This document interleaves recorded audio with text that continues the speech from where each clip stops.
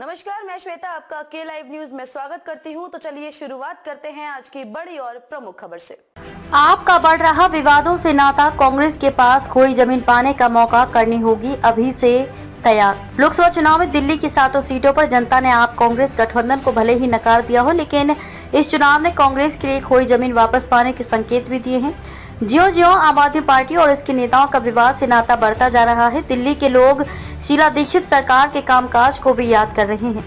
2019 के लोकसभा चुनाव में कांग्रेस और आप ने अलग अलग चुनाव लड़ा था। अब 5 सीटों पर कांग्रेस दूसरे नंबर पर रही थी, जबकि 2 सीटों पर आप। इस बार पहली दफा आप और कांग्रेस ने मिलकर ये चुनाव लड़ा है।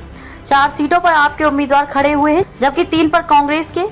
जीत हालांकि इस बार भी सभी 7 सीट पर भाजपा उम्मीदवारों की ही हुई है, लेकिन गठबंधन प्रत्याशियों को भी अच्छा वोट मिला। सभी अपनी जमानत बचाने में भी कामयाब रहे। राजनीतिक जानकारों की माने आपने ही दिल्ली में कांग्रेस की जमीन हथियाई थी, लेकिन अब जबकि सत्येंद्र जैन और अब मनीष सिसोदिया के बाद खुद सीएम अरविंद केजरीवाल भी सलाखों के पीछे पहुंच गए हैं, तो दिल्ली के एक बड़े तबके की सोच भी बदली है।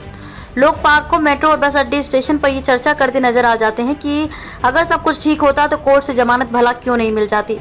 आपके लिए ऐसा सोचते हुए लोग अनायास ही शीला दीक्षित सरकार के कार्यकाल और उनके द्वारा कराए गए दिल्ली के विकास को भी याद करने लगते हैं। दिल्ली की टूटी सड़कों, ज्यादातर सड़कों पर हर वक्त रहने वाले जाम, ई रिक्शाओं की भीड़ व फुटपाथ पर रेहड़ी खोमचे वालों का कब्जा देखकर दशकों से दिल्ली में रह रहे लोग जब तब गुस्से में नजर आते हैं। लोगों की नाराजगी से लेकर भी खूब है कि मध्यम वर्गीय टैक्स अदा करता है, जबकि उसका लाभ दिल्ली में बसता जा रहा प्रवासी श्रमिक वर्ग उठा रहा है।